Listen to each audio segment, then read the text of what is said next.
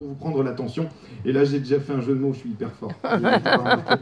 Non, mais avec moi, c'est comme avec Ariane, vous allez voir, ça va fuser. Non, mais vous avez le droit, hein, vous avez le droit.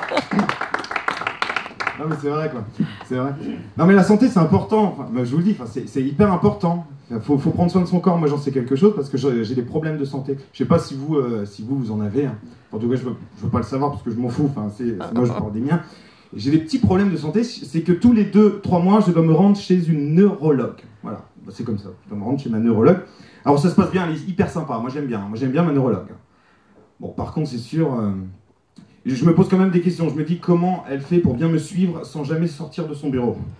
Non, parce que j'ai vérifié, hein, des fois je fais des tests, non, dans la rue, elle me suit pas. Non, discrétion professionnelle. Hein. Non, mais en fait, c'est qu'elle a pas le temps. Je veux dire, elle arrête pas d'enchaîner les rendez-vous médicaux, la neurologue. Non mais sérieux, hein, 5 minutes le rendez-vous, la consultation, c'est même pas des consultations, c'est un speed dating, hein, je vous assure. Ça va hyper vite. En tout cas, pourquoi je vais voir une neurologue? C'est parce que je suis épileptique. Je souffre d'épilepsie. Vous savez, l'épilepsie, ce mal qui ne prévient pas de sa présence et qui ne signe pas non plus de mots d'absence. Wow. Ouais, cette intruse, non mais vous allez pas arrêter, hein, je pourrais vous parler. Non, l'épilepsie, cette intruse, cette squatteuse tyrannique, cette hôte impolie qui entre chez toi sans frapper, et qui prend tellement de place dans ta vie que tu lui demanderais bien de payer la moitié du loyer. Tu connaissent? Non, mais d'autant plus qu'après une crise de 2 minutes, moi je vous assure que vous avez l'impression d'avoir enchaîné 3 déménagements. Non, mais c'est vrai quoi, imaginez un peu votre état après une séance de Zumba sous LSD.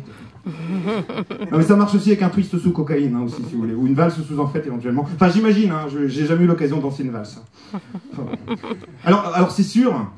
Que de façon un peu caricaturale, je sais pas, vous avez peut-être cette image-là, vous vous dites que l'épilepsie, c'est cette pathologie où tu te crispes comme ça, tu trembles. Bon, excusez-moi, j'ai pas beaucoup d'effets spéciaux, vous avez vu, il y a peu de moyens aujourd'hui. Enfin, bon, et tu barres, schlac, tu vois, si t'as de bons réflexes, tu peux même faire les 3 en même temps. Enfin bref, c'est pas si simple, parce que ça dépend du foyer épileptogène. C'est-à-dire qu'en fonction de l'aire cérébrale qui est attaqué, les expressions de l'épilepsie vont être différentes.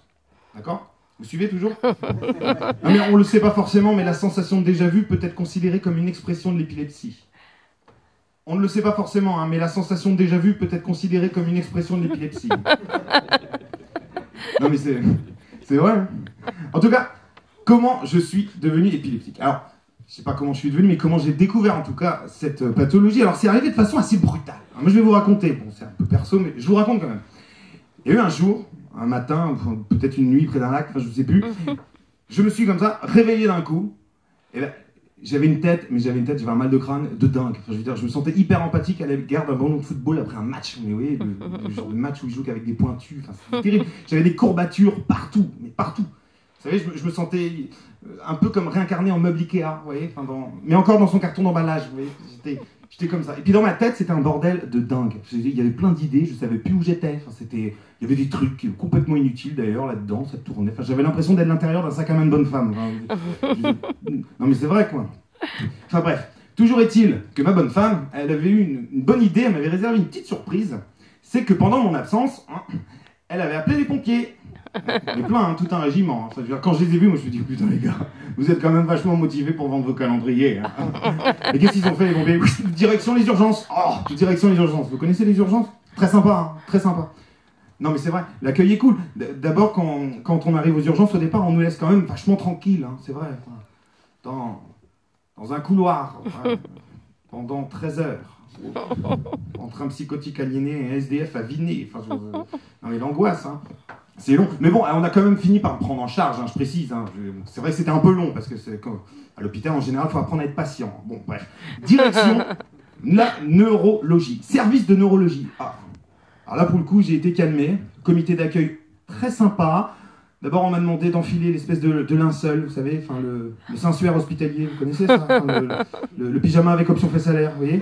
Il n'y a même pas de bouton pression sur la nuque, hein, rien. Enfin, puis en dessous, là, il fallait que je mette des trucs, là, des espèces de collants de vieille dame, là, vous voyez le genre de truc, là. Non mais j'avais une touche avec ça, je vous jure. J'allais au cabinet, j'avais l'impression d'être Louis XVI sur son trône. Enfin, c'était terrible. Enfin bref. Et autour de moi, j'ai constaté qu'il y avait des vieux.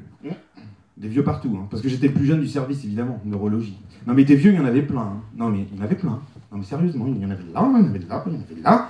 Je croyais qu'il y avait un enterrement quand il y en avait. Enfin, non mais c'était terrible. Hein. Ils étaient tout maigres. Je veux dire, on aurait dit des zombies quand je les regardais. J'étais pas envieux du tout. Ils étaient tout maigres. Je veux dire, les vieux d'ailleurs, c'est même pas des jambes qu'ils ont. Vous savez, c'est des petites aiguilles à tricoter. Vous voyez, les vieux, quand tu les regardes de dos, t'as l'impression qu'ils se tricotent leur slip tout en marchant. Comme ça.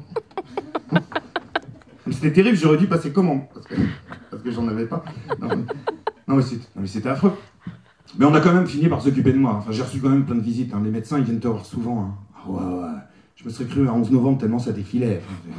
Mais j'étais pas un ancien combattant, j'étais beaucoup plus un jeune courbattu. Enfin, non mais tous sapés comme des deux carreaux, ils viennent te voir, ils te regardent, ils discutent entre eux, et ils s'en vont. Hein. Je veux dire, ils s'en vont. Ils disent rien, hein. Je veux dire, ils m'ont même pas proposé d'enfiler un slip. Enfin, non mais c'est terrible. Hein. Et ils me regardaient comme ça, les médecins. Tu sais, on aurait dit la collection de Pet Shop de ma fille. Non mais c'était terrible, hein. Non mais c'était impressionnant. Et puis c'est pareil pour les infirmières, les aides-soignants et tout le personnel hospitalier, hein, je veux dire. Comme pour les médecins, hein. Mais avec un quotient intellectuel différent. Enfin, non mais vous interprétez comme vous voulez, moi j'ai pas précisé quand même. Bon. Non enfin bref, ils m'ont fait subir quand même plein d'examens. J'en ai subi plein, tellement d'examens d'ailleurs que je suis encore étonné qu'on m'ait pas diagnostiqué de maladie. Hein. En plus avec tous les produits qu'on m'a injectés, on m'aurait refilé un vélo à la sortie, moi je gagnais direct le Tour de France. Non mais c'est terrible. Alors mais un jour quand même, ils ont commencé à venir me voir, vous voyez, et ils disaient toujours rien. Non mais c'était affreux. Ils me disaient rien, ils parlaient pas. Moi j'ai compris, ça c'est le secret médical. Non mais c'est quand même un peu con de faire autant d'études pour tout garder pour soi. Hein. Non mais c'est vrai, ils me disaient rien. Mais en fait, j'ai compris, c'est qu'ils savent pas. Les médecins, ils préfèrent inventer des bobards plutôt que de passer pour des tocards. Non mais chaque question a toujours sa petite réponse, vous savez.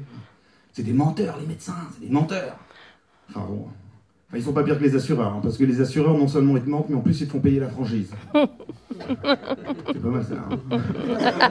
Mais les pharmaciens sont pas mal aussi, hein, parce que ceux-là ils te font avaler n'importe quelle pilule. Moi je trouve qu'on devrait quand même organiser une cérémonie comme ça du plus grand menteur du réseau de santé.